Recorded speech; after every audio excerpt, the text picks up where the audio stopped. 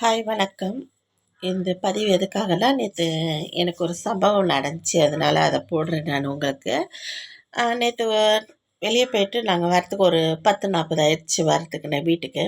எங்கள் ஆட்டோவில் தான் வந்துக்கிட்டு இருக்கேன். ஆட்டோவில் வந்துக்கிட்டு இருக்கும்போது 2 பசங்க பைக்கில் வந்தானுங்க. பைக்கில் வரப்போ இடிப்ப லைட்டாக இந்த அவனுங்களை தாண்டி இவர் வந்துட்டார். வந்தோன்னே அதுக்கும் அவனுங்களுக்கு பிடிக்கல. உடனே என்ன பண்ணிட்டானுங்க, பின்னாடியா என்ன ஆட்டோ ஒழுங்கா ஓட்ட மாட்டியா, உடனே பெரிய ஆளா நீனு அப்படி இப்படின்னு பேசுனேன். சரி, ஃபுல்லாக பார்த்தேன் போதையில் இருக்கிறானுங்க, 2 பேருமே போதையில் இருக்கானுங்க. சரி, போதையில் இருக்கிறானுங்கன்ட்டு நான் என்ன பண்ணேன், எங்கள் வீட்டுக்காரர் எதுவும் பேசாதன்னு சொல்லிட்டு, சரி தம்பி தெரியாமல் இடிச்சிட்டாப்புல, சரி மன்னிச்சிக்கோப்பா, நீ போங்க, நான் இப்போ தெரியாமல் பண்ணிட்டோம், சாரிப்பா அப்படி என்னென்னமோ பேசி பார்க்குறேன். என்கிட்ட அம்மா நீங்கள் கம்முன்னு இருங்க அப்படின்ட்டு எங்கள் வீட்டுக்கார்ட்ட தான் போகிறானுங்க. என்ன, நான் கூட தான் ஆட்டோ ஓட்டியிருக்கேன், நீ என்ன முறைக்கிற, நீ என்ன அடிச்சிருவியா, நீ என்ன பண்ணிடுவியா, ஃபுல் போதை, விட்ற மாதிரியே இல்லை. அதுக்குள்ளே கொஞ்சம் பப்ளிக் வந்துருச்சு. பப்ளிக் வந்தோடனே அவங்கள பார்த்தோன்னே கரெக்டாக பப்ளிக் வரத்துக்கும் ரவுண்ட்ஸ் போலீஸும் அந்த டைமில் அப்படியே ரவுண்ட்ஸில் வரவும் டக்குன்னு வண்டி எடுத்துகிட்டு போயிட்டானுங்க. சரி போயிட்டானுங்களேன்ட்டு நாங்கள் திரும்ப போனால் முத்துக்குமார் காலேஜ்கிட்ட நிற்கிறானுங்க.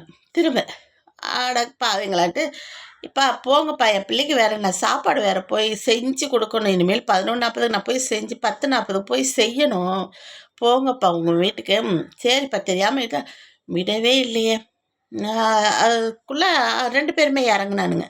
நான் உடனே என்ன பண்ணேன், 100க்கு ஃபோன் அடித்து இந்த மாதிரி 2 பேர் குடிச்சுப்பிட்டு தகராறு பண்ணுறாங்க மேம், கொஞ்சம் வாங்க அப்படின்னு. அவங்க உடனே அட்ரஸ் கேட்டாங்க. அட்ரஸ் கேட்டுட்டு போலீஸ் ஸ்டேஷன் கால் பண்ணி சொன்னாங்க. அந்த ஸ்டேஷன் இபி ஸ்டேஷன் BE6.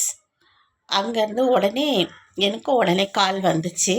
என்னம்மா அப்படின்னாங்க. அதுக்குள்ளே அவனுங்க நான் கால் பண்ண உடனே செகண்டே உன்னை வச்சுக்கிறேன்னு என்னை ஒரு ஃபோட்டோ வேறு எடுத்துக்கிட்டு கிளம்பிட்டானுங்க. நான் ஃபோன் பண்ண செகண்டே அவனுங்க கிளம்பிட்டானுங்க. அந்த டைமில் உதவி டக்குன்னு கிடச்சிச்சு.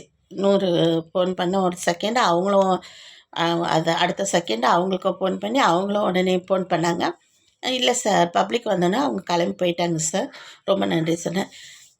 அந்த நன்றி ஃபோனில் சொன்னேன், இது பப்ளிக்காகவே சொல்கிறேன், ரொம்ப நன்றி சார். இந்த மாதிரி ஹெல்ப் பண்ணிங்கன்னா பப்ளிக் எந்த ஒரு டிஸ்டர்பன்ஸும் இருக்காது. ஆனால் இன்னும் கொஞ்சம் எனக்கு என்னென்னா, 100க்கு அடித்து அதை கேட்ட பிற்பாடு அதுக்கப்புறம் உங்களுக்கு வரத்துக்கு ஸ்ட்ரெயிட்டாகவே நம்பர் இருந்தால் இன்னும் நல்லா இருந்திருக்கும். அந்த ஸ்ட்ரெயிட்டாக நம்பர் ஒவ்வொரு மாவட்டத்துலேயும் ஒவ்வொரு இடத்துங்கள்லையும் போட்டு வச்சுருந்தீங்கன்னா நல்லாயிருக்கும். ஆனால் ரவுண்ட்ஸில் இருக்கிறீங்க நீங்கள், நாங்கள் இல்லைன்னு சொல்லலை. ஏன்னா எங்கள் மேலே தப்பு இருக்குது, நைட்டில் நாங்கள் வரதே தப்பு. சூழ்நிலை டக்குன்னு கொஞ்சம் டைம் ஆயிடுச்சு. என்ன மாதிரி ஒரு நிறைய பொம்பளைங்க கூட லேட்டாக கூட வரலாம். ஆனால் இந்த மாதிரி பசங்க என்ன தான் பண்ணுறதுன்னு தெரியல. பெற்றவங்க சரியில்லையா, வீட்டில் இருக்க பொண்டாட்டிங்க சரியில்லை. அவனுக்கு பார்த்தா கல்யாணம் ஆன மாதிரி தெரியல, 23 வயசு தான் ஆகும்னு நினைக்கிறேன். என் பையன் வயசு தான் இருக்கும் அவனுங்களுக்கு. ஃபுல் போதை. இந்த போதையில் இவங்கெல்லாம் என்ன பண்ணுறதுன்னு தெரில, ஒன்றுமே புரிய மாட்டேது. இவனுங்களை பற்றி பேசுறதே வேஸ்ட்டு. ஆம்பளை பிள்ளைங்க நம்ம வளர்க்குறோம், கரெக்டாக வளர்த்தோன்னு வச்சுக்கோங்களேன், அதுங்க லைஃப் நல்லாயிருக்கும். இந்த மாதிரி தற்குறியாக வளர்த்தோம்னா அதுங்க லைஃப்பும் போய் மற்றவங்களுக்கும் பப்ளிக்கும் ரொம்ப டிஸ்டர்பன்ஸாக போகுது.